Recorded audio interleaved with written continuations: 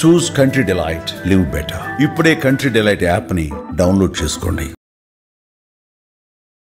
ఈ యోగా సాధన చేసేవాళ్ళు ఎన్ని గంటలకి వాళ్ళు లేవాలి, ఎలా మొదలు పెట్టాలి, ఏ సమయం ఎంచుకోవాలి దానికి ఫస్ట్ ప్రిఫరెన్స్ బ్రాహ్మీ ముహూర్తం అండి. అంటే ఎన్ని గంటలకు సమయం? 4-4:30కి లేవడం.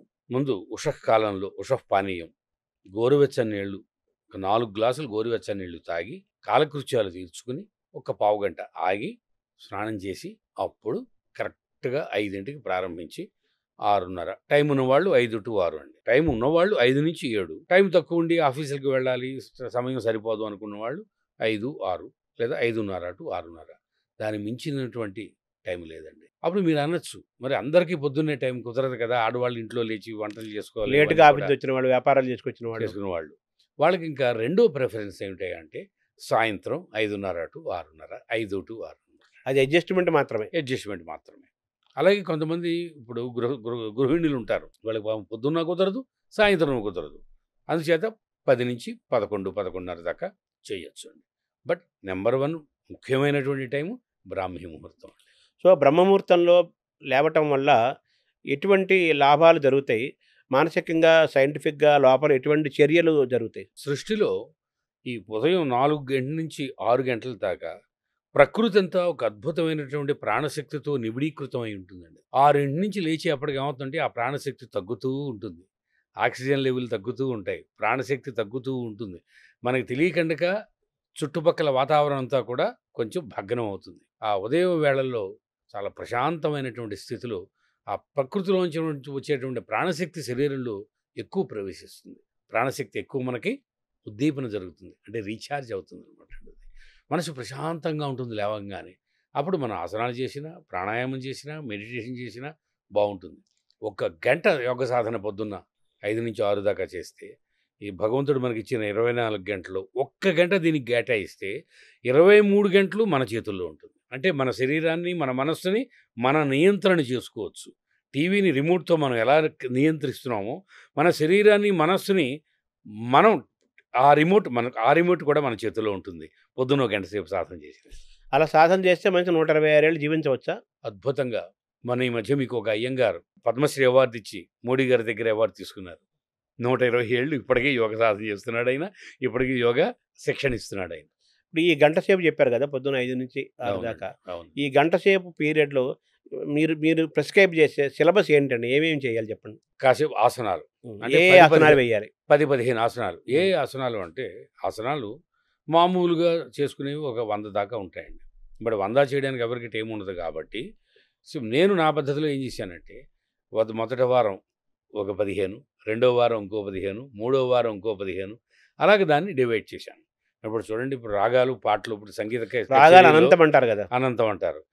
సంగీత కళాకారుడు అంటే వాడు ఒక 500 కీర్తనలు, 1000 కీర్తనలు నేర్చుకుంటాడు. కానీ అన్ని పాటు కదా, ఒక కచేరీలో ఒక 20 కీర్తనలు, ఒక కచేరీలో 20 కీర్తనలు. అలాగే రాగాలు కూడా కొన్ని రాగాలు.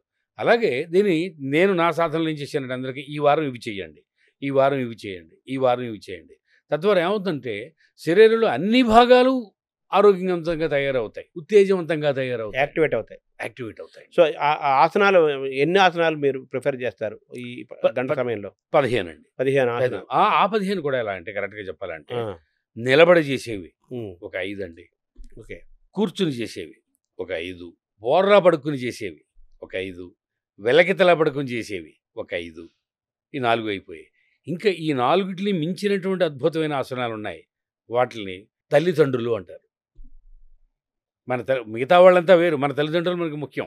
అదే మిగతా వాళ్ళకన్నా మన మీద ఎక్కువ శ్రద్ధ చూపించేది మన తల్లిదండ్రులే. అలాగే సర్వాంగాసన, శీర్షాసన ఈ 2 కూడా తల్లిదండ్రులాగా మనల్ని కాపాడతాయి. ఇందులో తల్లి ఎవరు, తండ్రి ఎవరు? తండ్రి శీర్షాసన, తల్లి సర్వాంగాసన. అది లేదా అటు ఇటు మార్చుకోవచ్చు కూడా. ఎంతసేపు వేయాలండి సర్వాంగాసనం, శీర్షాసనం? 5 నిమిషాలు, అదొక 5 నిమిషాలు, 10 నిమిషాలు. మ్యాక్సిమం ఎంతసేపు వేయచ్చు? మ్యాక్సిమం 30, అరగంట దాకా వేయచ్చు. సో ఈ తల్లిదండ్రులు ఆ 2 సర్వాంగాసనం, శీర్షాసనం ఈ 2 ఆసనాలు వేస్తే చాలా 10-15 చాలు అండి, 10-15 నిమిషాలు చాలు.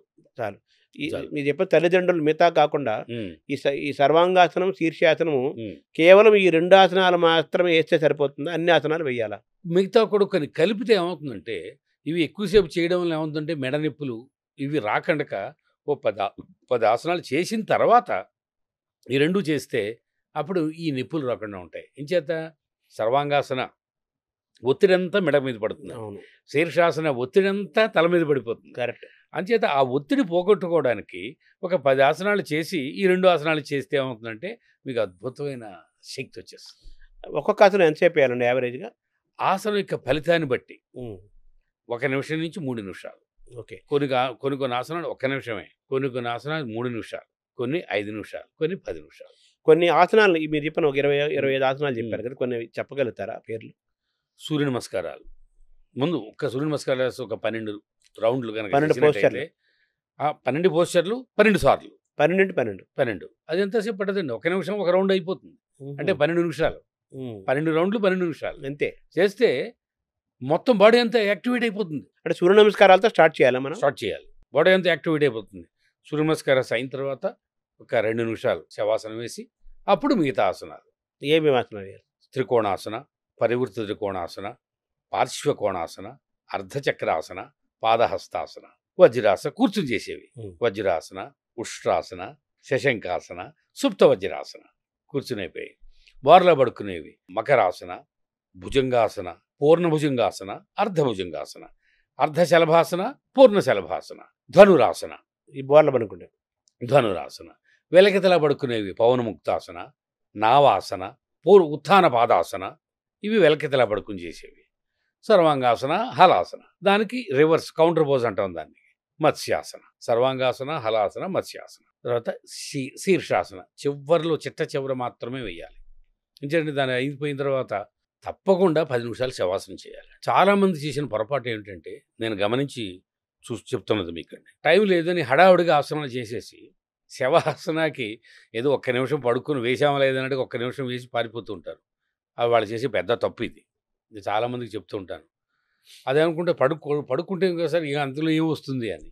కానీ ఈ గంట సేపు యోగా చేసిన తర్వాత బాడీకి ఒక స్ట్రెయిన్ అవుతుందండి. కానీ ఆ 10 నిమిషాలు పడుకుని చిన్న యోగ నిద్రలాగా ఒక్కొక్క భాగాన్ని రిలాక్స్ చేసుకుంటూ ఒక్క 10 నిమిషాలు పడుకుంటే ఈ గంట సేపు పడినటువంటి శ్రమంతా కూడా పోయి బాడీ ఉల్లాసంగా, మనసు ఉల్లాసంగా తయారవుతుందండి. అంటే శవాసనానికి యోగ నిద్రకి ఏమైనా తేడా ఉందా? 2 ఒకటేనా? ఉందండి. శవాసనంలో కాస్త శ్వాస మీద శ్వాస పెట్టి కాస్త బాడీ రిలాక్స్ అవుతున్నట్టుగా భావిస్తూ 5 నిమిషాలు 10 నిమిషాలు చేసేది శవాసనం మాత్రమే. బాడీ రిలాక్స్ అవుతుంది, మైండ్ రిలాక్స్ అవుతుంది. శవాసనం శ్రాంతిహరం చిత్త విశ్రాంతికారకం అని అటయోగ ప్రతిపదికలో చెప్పాడు. శవాసనం శ్రాంతిహరం అంటే శ్రమంతా పోతుంది, చిత్త విశ్రాంతికారకం మనసుకి విశ్రాంతినిస్తుంది. దీన్ని యోగ నిద్రగా మహానుభావులు సత్యానంద సరస్వతి, చిన్మయానంద సరస్వతి మహానుభావులు చాలామంది దీన్ని ఆ యోగ నిద్రని దీన్ని బయటికి తీసుకొచ్చి దీన్ని బాగా విస్తరింపజేశారు.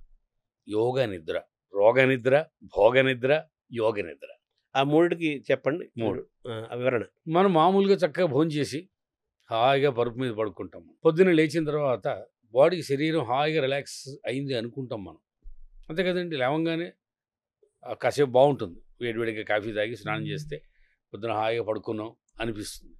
కానీ మైండ్లో టెన్షన్స్ ఏమైనా ఏమైనా పోతుందో మనకి?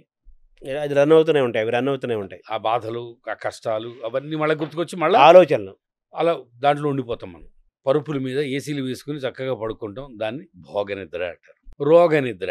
పడుకుంటాడు, నిద్ర పట్టదు, దొలుతాడు, నిద్ర మాత్రలు వేసుకుంటాడు, బీపీ వస్తుంది, అనీజీనెస్ వస్తుంది, ఫ్రీ మోషన్ అవ్వదు, కడుపు ఉబ్బరం అవుతుంది, అయితే లూజ్ మోషన్స్ లేకపోతే మలబద్ధకం మోషన్ అవ్వదు.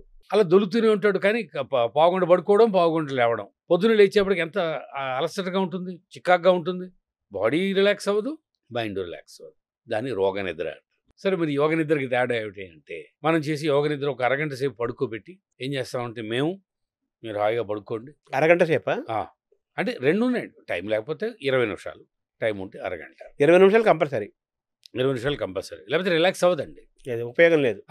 దాన్ని ఉత్తిన పడుకుంటే ఉంది, బాడీ రిలాక్స్ అవుతుంది అంతే. జస్ట్ మామూలుగా శవాసన అది. కానీ ఇక్కడ ఒక ప్రత్యేకమైన టెక్నిక్ యోగాలో మేము డెవలప్ చేసాం, మహానుభావులు డెవలప్ చేశారు. ఇది కూడా physical level, mental level, spiritual level, శారీరకంగా, మానసికంగా, ఆధ్యాత్మికమైనటువంటి రిలాక్సేషన్. అందులో పడుకున్న తర్వాత ఏం చేస్తామంటే మేము ఇక్కడి నుంచి వాళ్ళకి ఆదేశాలు ఇస్తాం. నువ్వు పడుకున్నావు, శరీరాన్ని అంతటిని మనోనేత్రంతో చూడు, ఒక్కొక్క భాగాన్ని మనం రిలాక్స్ చేసుకుంటూ రావాలి. నీకు గాలి పీల్చినప్పుడు శరీరం అంతా ప్రాణశక్తితో నిండుతోంది.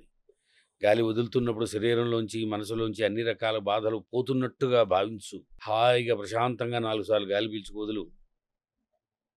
నీ మనస్సుని నేను ఒక్కొక్క భాగాన్ని రిలాక్స్ కమ్మని చెప్తూ ఉంటాను.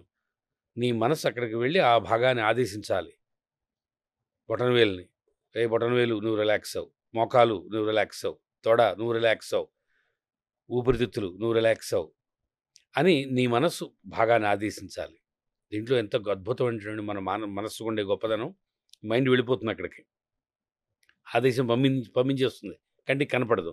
కానీ ఈ ఆదేశం వెళ్ళంగానే అక్కడ భాగంలో ఒక కెమికల్ రియాక్షన్ జరుగుతుంది, రసాయనిక చర్య. ఆ భాగం రిలాక్స్ అయిపోతుందండి.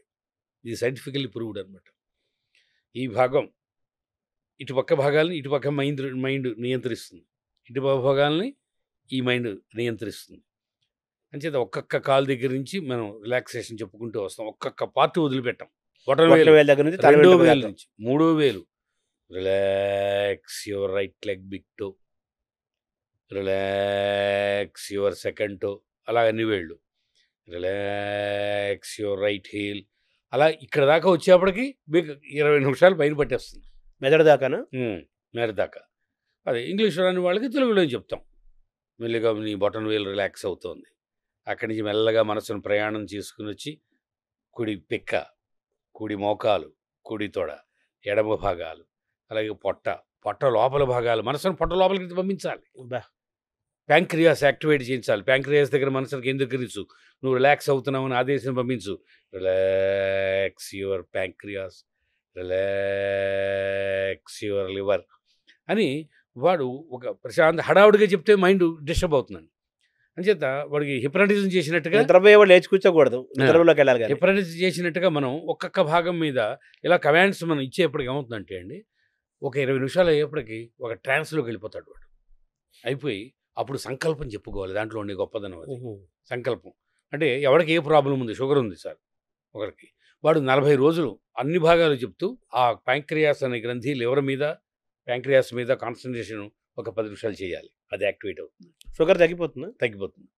అలాగే హార్ట్ ప్రాబ్లం ఉంది, మొత్తం భాగాలన్నీ రిలాక్స్ చేస్తూ హార్ట్ మీదే కాన్సన్ట్రేషన్ చేయాలి ఒక పావు గంట.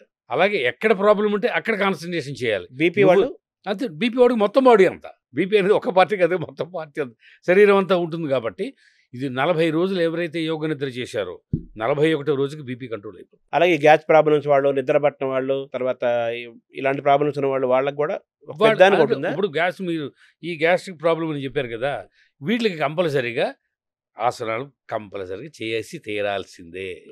అంటే ఈ యోగ నిద్ర ద్వారా బీపీ, షుగరు కంట్రోల్లోకి వచ్చేస్తారు, కంట్రోల్లోకి అవుతుంది. ముఖ్యంగా టెన్షన్స్ అండి, మానసిక ఒత్తిడి, ప్రతిదానికి భయపడ్డాం, ప్రతిదానికి కంగారు పడ్డాం, ప్రతిదానికి బాధపడ్డాం, డిప్రెషన్, ఏమైపోతుందోనో భయం, కంగారు. ఎగ్జామ్స్ ముందు చూడండి పిల్లలకి, అసలు ఎగ్జామ్స్ ముందు పిల్లలకి వారం రోజులు యోగ నిద్ర చెప్తే అసలు ఎటువంటి భయం ఉండదు వాడికి. తర్వాత ఈ మైగ్రేన్, తలనొప్పులు ఉంటాయి, కొంత తలనొప్పులు, వాటికి యోగ నిద్ర బాగా ఉపయోగపడుతుంది. బట్ శారీరకమైనటువంటి విపరీతమైన బ్యాక్ పెయిన్ ఉందండి, విపరీతమైన నెక్ పెయిన్లు ఉన్నాయి, మోకాళ్ళ నొప్పులు ఉన్నాయి, అవి యోగ నిద్ర అంత ఎక్కువ ఉపయోగపడదు, కొంచెమే ఉపయోగపడుతుంది.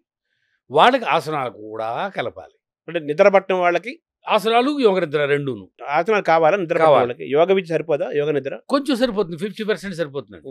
ఇప్పుడు అస్సలు లేని వాళ్ళు 80 ఏళ్ళ వృద్ధుడు ఉన్నాడు సార్, ఆయనకి అన్ని ప్రాబ్లమ్స్ ఉన్నాయి, నిద్ర పట్టట్లేదు, ఆయనకి ఏం ఆసనాలు ఏం చెప్పలేము మనం.